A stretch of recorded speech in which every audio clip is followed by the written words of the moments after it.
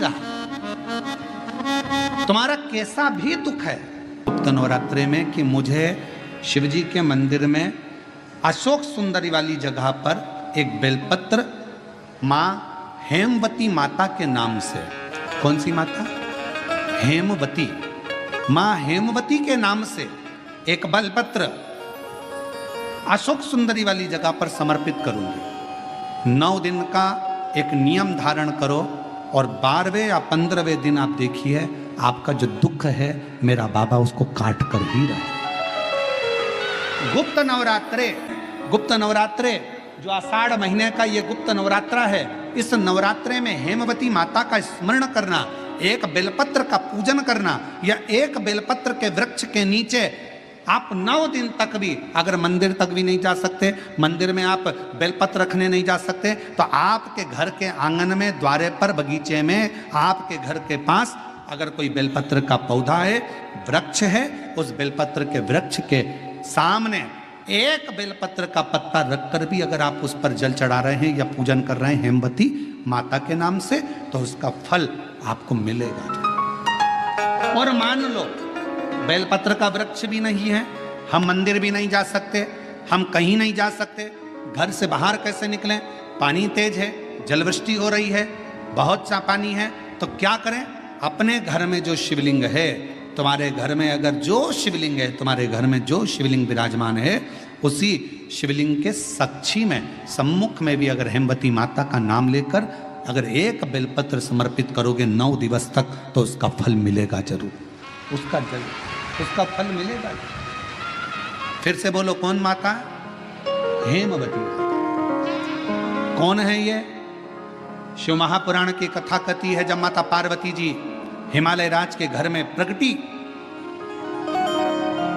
और हिमालयों की कंदरा में बैठकर मां पार्वती जी तप साधना में लीन हुई, जितनी परीक्षा भगवान शंकर ले सकते थे शिव जी ने सारी परीक्षा ली। ब्रह्मदेव परीक्षा लेने आए, भगवान नारायण परीक्षा लेने आए, इंद्रदेव आए, सप्तऋषि आए, सारे साधु संतों को परीक्षा लेने भेजा, पर मां उन परीक्षाओं में पास होती चली गई। तब भगवान शंकर ने दर्शन देकर कहा, पार्वती आज से तुम्हारा नाम हेमवती रहेगा। सुनो पार्वती, तुम्हारे इस नाम की आराधना जो तुम्हारे गुप्त स्वरूप में करेगा, उसको मनवांछित फल की प्राप्ति हो जाएगी। और वो फल आप लोगों को मौका मिला है तो इस कथा का स्मरण अपने जीवन में जरूर करें। क्या पता भोलेनाथ जी ने बेजापुर वालों पर भारी कृपा करी है, बहुत बड़ी कृपा करी, जो नवरात्र में कथा मिली और आप लोगों को ये कथा का चरित्र श्रवण करने को। अब एक स्त्री, एक नारी तुम्हारे लिए इतना इतना कर रही है और संसार के लोग सोचे कि ये तो हमारे पांव की धूल है, तो वो नारी पांव की धूल नहीं है, वो स्त्री पांव की धूल नहीं है। ये शंकर जी समझा रहे हैं। अपनी धर्म पत्नी सती प्राण त्याग कर चली गई है, शरीर के टुकड़े हो गए हैं। कामाख्या पीठ पर मेरे शंकर भगवान उस सती माता के, मां जगत जननी के उस शक्ति पीठ पर, कामाख्या पीठ पर नवरात्रे तक मां ने 9 दिन तक भगवान शंकर ने मां सती का स्मरण किया है, ज्योति से ज्योति को मिलाया, ज्योति से ज्योति को। ये नवरात्रे, ये भारत की भूमि पर सनातनियों के लिए, सनातन धर्म के लिए नवरात्रे काय के लिए आते हैं? ये नवरात्रे माँ दुर्गा की आराधना करने के, साधना करने के साथ में ये नवरात्रे आते हैं अपने भीतर की आत्म ज्योति को परमात्मा की ज्योति से, माँ जगत जननी की ज्योति से, आदि शक्ति से, भवानी से, शिव से, इस भीतर की आत्म ज्योति को उस ज्योति से मिलाने के। ये नवरात्र काय के लिए आते हैं? एक नारी का सम्मान करने के लिए। ये नवरात्र काय के लिए आते हैं? एक नारी के भीतर भी देवी की आराधना, शक्ति की साधना का प्रणाम करने के, नमन करने। ये नवरात्र काय के लिए आते हैं? एक छोटी सी छोटी लड़की में भी, कन्या में भी उस आद्य शक्ति मां जगत जननी दुर्गा उमा का दर्शन करने के।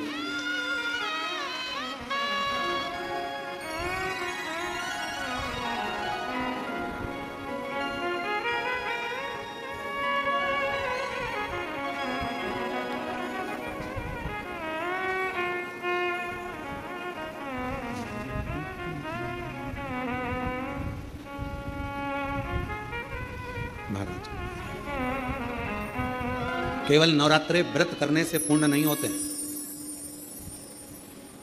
केवल नवरात्रे व्रत करने से पूर्ण नहीं होते, केवल नवरात्रे 9 दिन तक भूखे रहने से पूर्ण नहीं होते। केवल नवरात्रि तक जागने से पूर्ण नहीं होते। केवल नवरात्रे घर में जोत जलाने से पूर्ण नहीं होते। केवल नवरात्रे 9 दिन तक जवारे बोने से पूर्ण नहीं होते। केवल नवरात्रे 9 दिन तक कलश स्थापना से पूर्ण नहीं होते।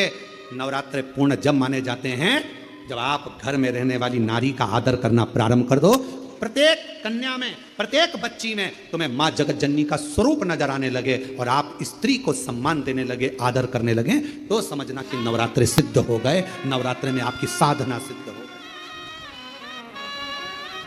गाली बक रहे हो, आप शब्द कर रहे हो, ताना दे रहे हो, आड़े टेढ़े वचन बोल रहे हो, कभी हाथ उठा लिया, कभी जूता उठा लिया, कभी चप्पल उठा ली, वो भी तो किसी की बेटी है, वो भी तो किसी की बेटी है। किसी के बेटी को आदर देना तो प्रारंभ करो। सत्कार,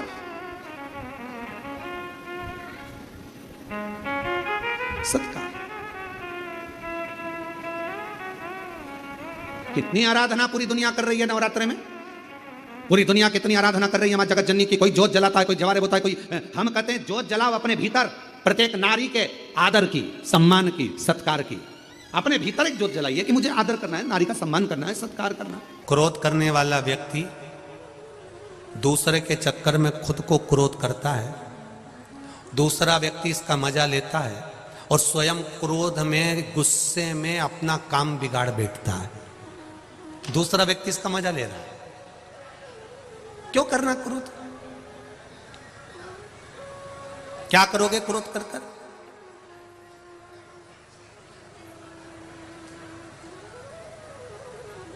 जिस समय क्रोध आए थोड़ी देर भगवान की भक्ति का रसतत्व ग्रहण करो। शिव मंदिर पहुंच गए, भगवान शंकर का गुणगान करा, स्मरण करा। कभी कभी हम हमेशा कहते रहे हैं, आज फिर कह रहे हैं, कभी मौका मिल जाए, घर में अगर ज्यादा क्रोध हो रहा हो, चिड़चिड़ प्रवृत्ति हो रही हो, क्लेश ज्यादा हो रहा हो, तो एक बेलपत्र लो। इस बेलपत्र को शंकर भगवान के शिवलिंग पर चढ़ा दो। 5 जगह पर जल चढ़ाना प्रारंभ कर दो। जैसे ये शिवलिंग है, ये जलाधारी है, जलाधारी के बीच में अशोक सुंदरी है, राइट में गणेश, लेफ्ट में कार्तिकेय हैं। जहां पर शिवलिंग रखा हुआ है वो पार्वती जी का स्थान है। ये शिवलिंग ऊपर से जो बूंद बूंद पानी जलाधारी से टपक रहा है वो शंकर भगवान की 5 लड़कियां हैं, जया, विषहरा, शामरीवारी, दौतली, देव। 5 जगह पर जल चढ़ाना प्रारंभ कर दो। अगर ज्यादा घर में क्लेश हो रहा है, गुस्सा आ रहा है, सब चिड़चिड़ कर रहे हैं, एक बेलपत्री चढ़ाओ, जल भर कर ले गए शिव जी के मंदिर। पहले अशोक सुंदरी पर चढ़ाइए, फिर गणेश जी पर चढ़ाइए, कार्तिकेय पर चढ़ाइए, इसके बाद में जलाधारी पर चढ़ाइए, फिर जल शिव जी पर चढ़ा दो अपने मन का भाव रखकर। 5 मिनट बैठ गए, शिव मंदिर में शंकर भगवान के शिवलिंग का स्पर्श करा। स्पर्श कर कर वही हाथ को लेकर अपने घर पर आ गए।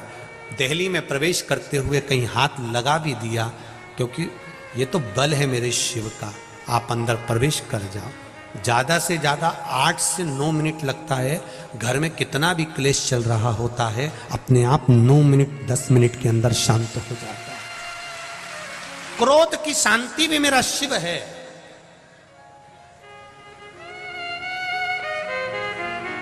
उसका भजन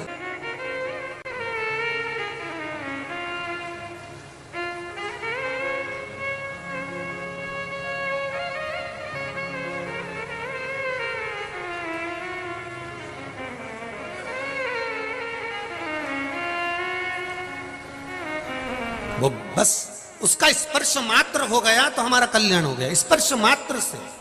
शिव जी के कानों में पड़े हुए पद्म और पिंगल, 2 सर्प।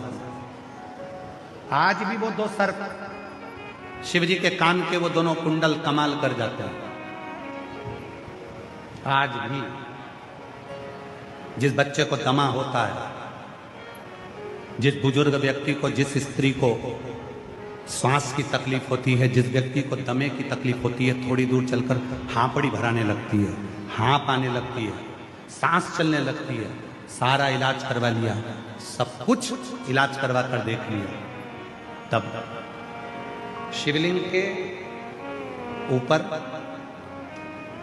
2 पीपल के छोटे छोटे पत्ते पिपलेश्वर महादेव के नाम से शिवलिंग के ऊपर रखे जाते हैं। 2 पत्ते पीपल के, और 2 कटोरी में जल लेकर पदम और पिंगल शिवजी के कानों के दोनों कुंडलों का नाम लेकर पिपलेश्वर महादेव के नाम से शिवजी पर दोनों कटोरी का जल या दोनों लोटे का जल उन दोनों पीपल के पत्ते पर चढ़ाया जाता है।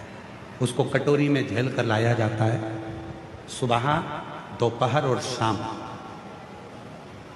अगर 7 दिन 15 दिन लगातार रोज 2-2 बूंद जल या थोड़ा थोड़ा जल, अगर रोज पीपल के पत्ते का प्रयोग कर सकते हो तो कर लो, नहीं तो एक बार में जल लेकर आ गए, उसी को 4-5 दिन तक प्रयोग करो।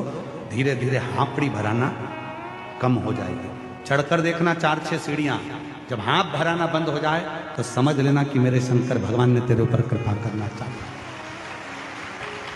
जिसकी हाथ भराती है, सांस भराती है, दमा चलता है, पसली चलती है। कई बच्चे ऐसे हैं जो दिन भर सर्दी ही सर्दी, पूरा कफ ही कफ जमा रहता है, वो निकलता ही नहीं है। डॉक्टर का भी इलाज करवा, डॉक्टर की भी दवाई लो, क्योंकि डॉक्टर शिव का एक रूप होते हैं। और साथ में पिपलेश्वर महादेव का स्मरण कर कर 2 शिव जी के कान के जो 2 कुंडल हैं, क्या नाम है उनका? जम के बोलो। पहले का नाम है पदम, दूसरे का नाम है पिंगल। जम के बोलो, क्या नाम है उनका? फिर से बोलिए, पदम, पिंगल। 2, जैसे ये शिवलिंग है, इस शिवलिंग पर 2 छोटे छोटे पीपल के पत्ते रखकर 2 लोटा जल दोनों हाथों से पदम और पिंगल का नाम लेकर पत्ते रखोगे तो पिपलेश्वर महादेव के नाम से। कौन से महादेव? पिपलेश्वर महादेव। और जो जल चढ़ाओगे वो पदम और पिंगल के नाम से। और उसी जल को जब लेकर आओगे और उस जल को रोज थोड़ा थोड़ा थोड़ा थोड़ा लेना चालू करोगे, धीरे धीरे हांपड़ी, सांस, दमा जो एकदम भरा जाता है, चलते नहीं बनता,